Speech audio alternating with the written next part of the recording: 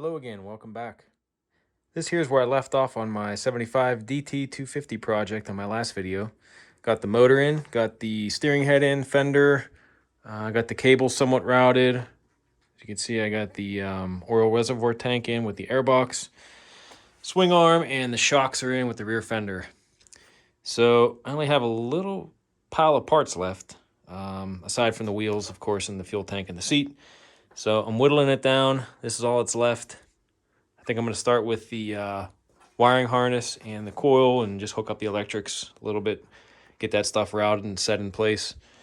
And I'll probably get to putting the handlebars on with the controls and the forks. I got to fill the forks with oil yet, and I might as well mount up the whole front end while I'm doing in this video here. So sit back, enjoy, and let's get into it.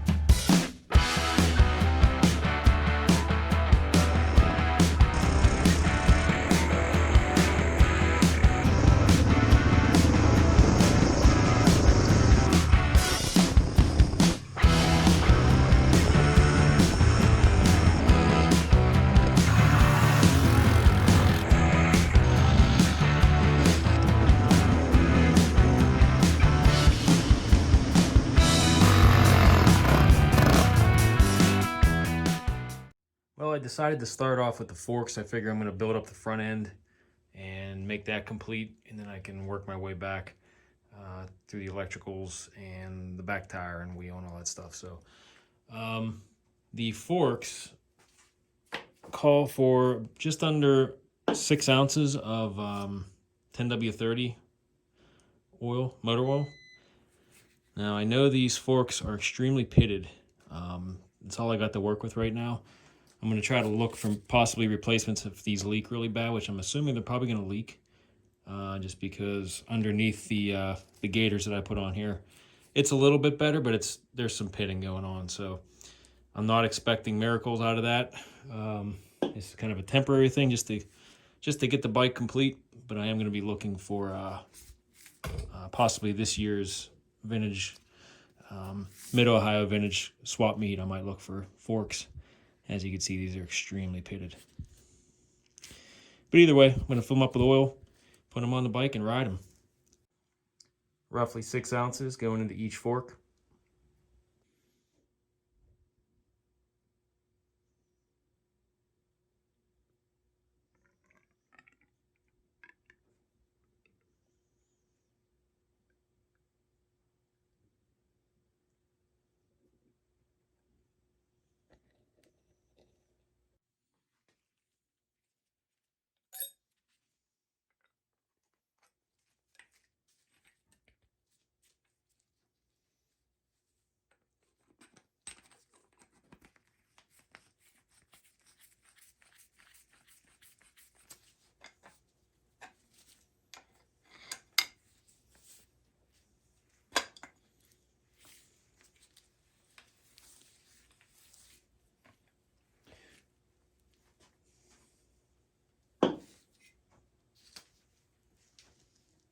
Just repeat the same process with the other fork.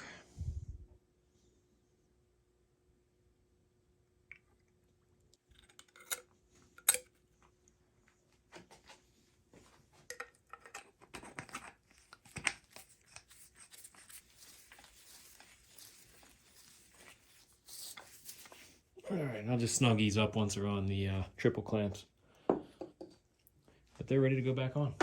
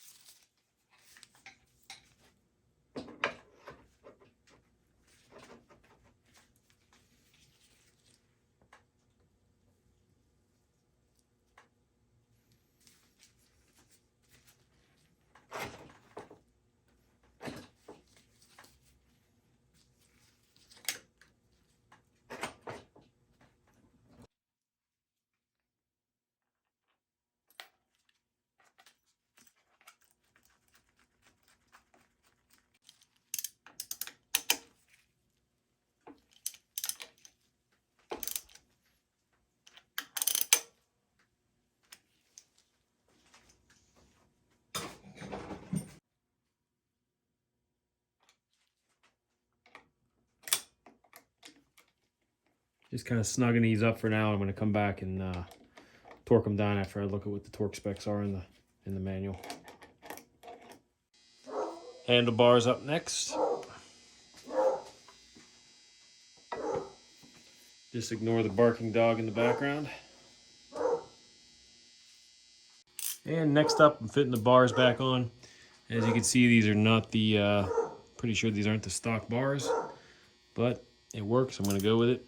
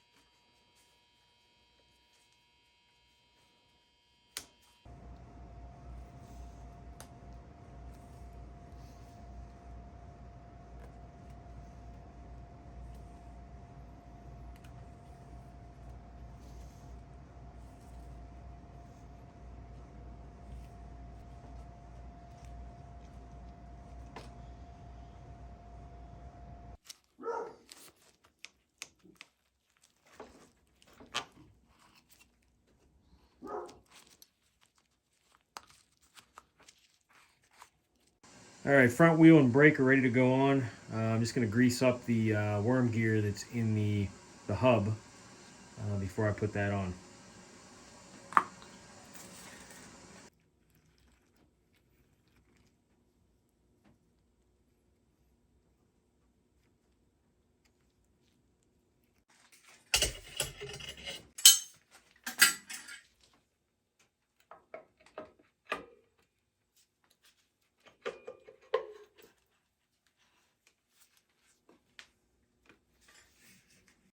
Not really any good angles to show this. It's kind of jumbled up here, but got to get the cable guide fastener on and the cable situated, I think, before I try to put the hub in, or the brake into the hub, just to make things a little easier lining them up. So I'm going to try that now.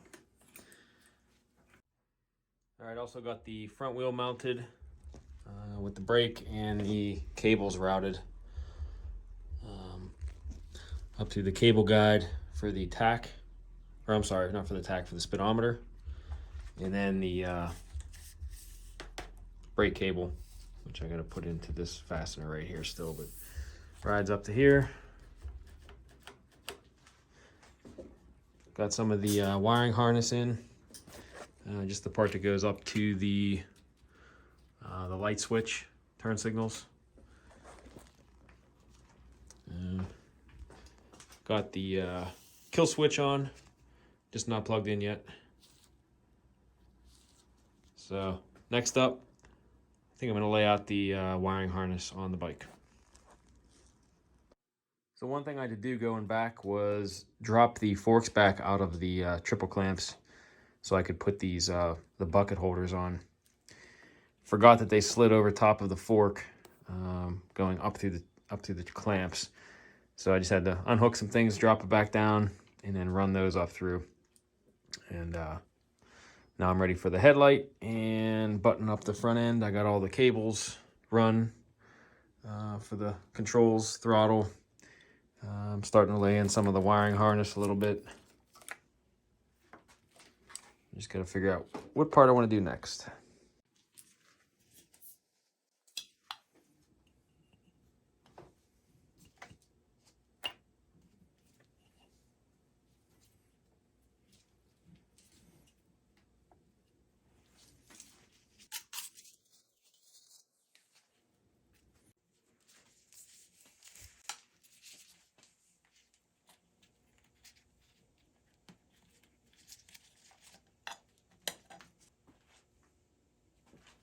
All right, next thing I'm going to do the gauge cluster. I'm going to put the gauge holder on. and run the tack cable and the speedometer cable up through there. Hook the gauges up along with the light bulbs that have to go in there too. So.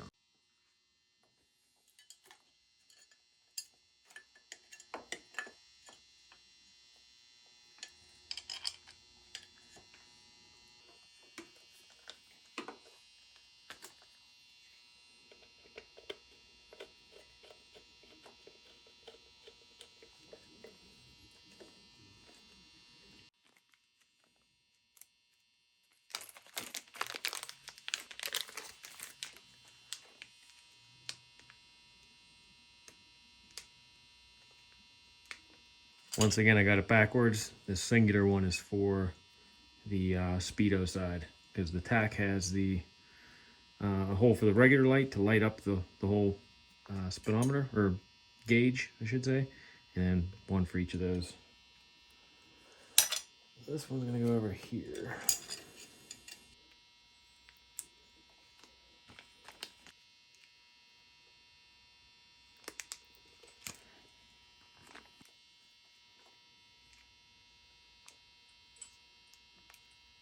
All right, then I just gotta figure out which ones are which.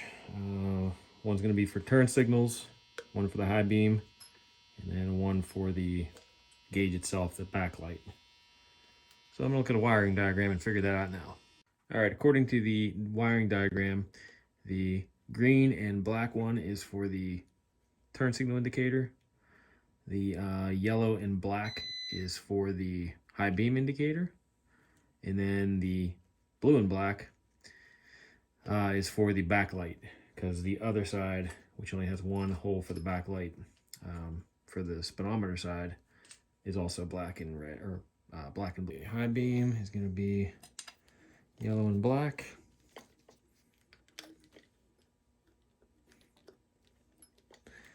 Backlight,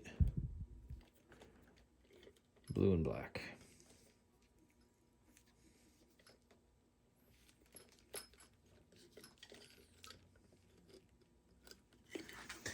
When I took this apart, when I got this bike, it didn't have any of these wires up here, so I sourced all these online. So I really didn't get to see how it came apart, how these were situated in here. I might have these routed wrong. It doesn't seem like it would sit down in there. I might be missing a rubber bezel right there that kind of sits in there and keeps this from vibrating, and keeps it up a little higher. I'm thinking that's what I'm missing here. I gotta look at the parts diagram again. But all right, so after looking back on my manual, I could see that there is looks like some kind of piece of rubber that goes around in this ring that this kind of sits in, and you can actually see remnants of it here. I forgot about that. So what I'm going to do is use what I used on my Hondas, which worked perfectly fine for their gauge clusters, is this padded tape. I know the purists are probably saying, what are you doing? Why are you using that? Get OEM stuff, but that stuff's hard to find. This kind of just sits in here. You're not really even going to see it. I'm going to cut a strip right here, like I did on my other bikes, that will just keep this from vibrating, and a nice little padded ring in there for that. So I'll cut this, use it on here, and you won't even know the difference unless you're, a purist and looking for 100% OEM, which I don't want to do right now. I don't feel like waiting to put this thing together and wait for parts to come in. So I'm going to use what I got.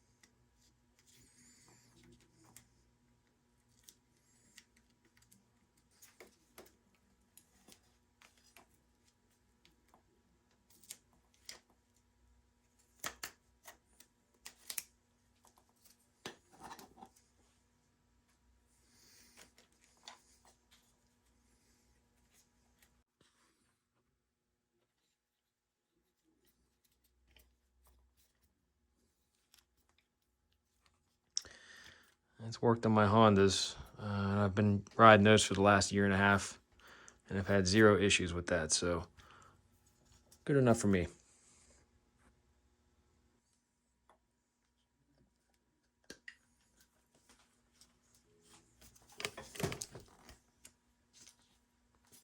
Yeah, I had to move the headlight bucket. I don't know why I put that on there first when I knew the gauges had to go on, but it was a learning process.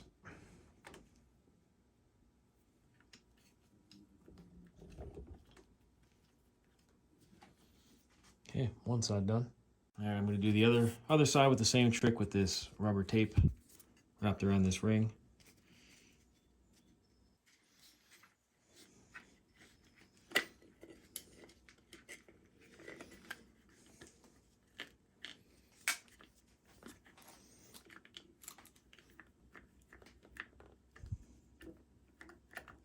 And the rubber boot and cotter pin for this side.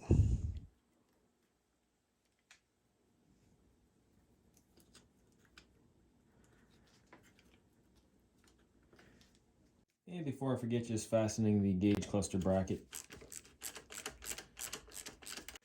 And next, installing the ignition. This key actually did not come with this bike. It was with the wiring harness I found on eBay.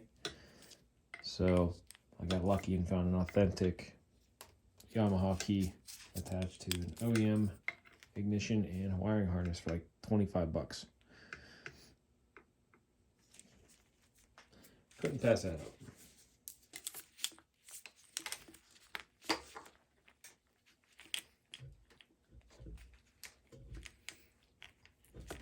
All right, so the gauge cluster's in with the ignition.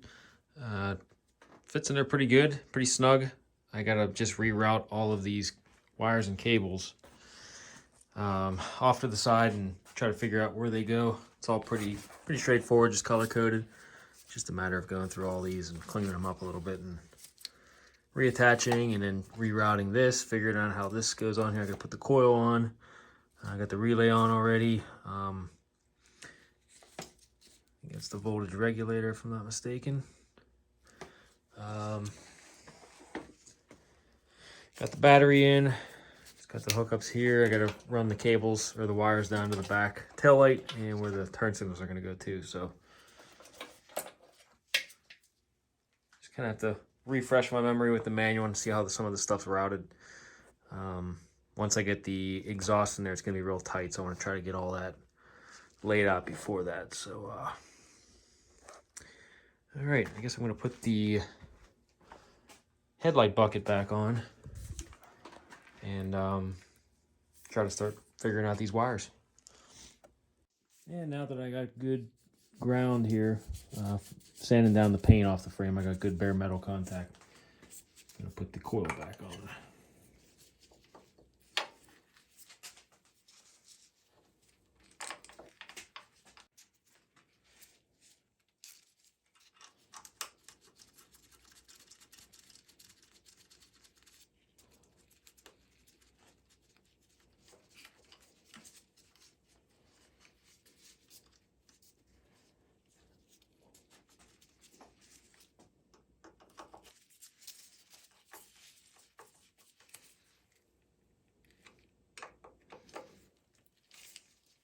All right, I've decided to at least just mount the headlight bucket and the headlight bulb. Nothing's hooked up. I think I'm going to save the wiring for last because that's my least favorite thing to do. I am going to turn my attention back to the rear end of the bike and put on the splash guard fender. It goes in here, the rear brake setup, and the linkage and all that for that, and also the rear brake switch for the rear light. And I'll probably run the tubes and stuff for the oil injection. Just get that tidied up. And then get the rear wheel on, rear light, all the rear stuff attached. And then I'll work my way back to the electrical system. I think I'll even probably try to start it before I get all the lights hooked up. And then just save my least favorite part for last.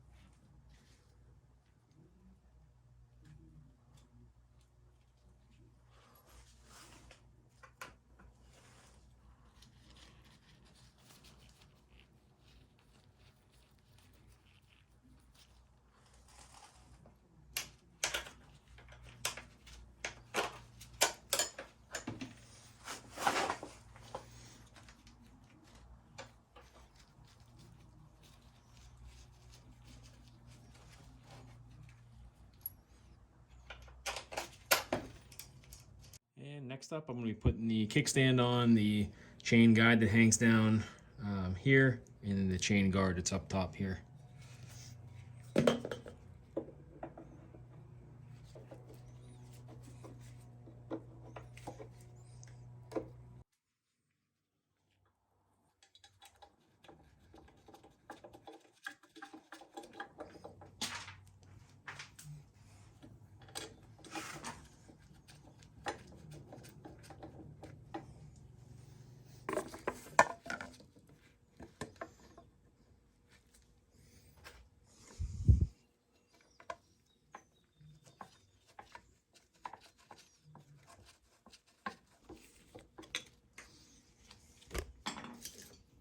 Next up, taillight bracket.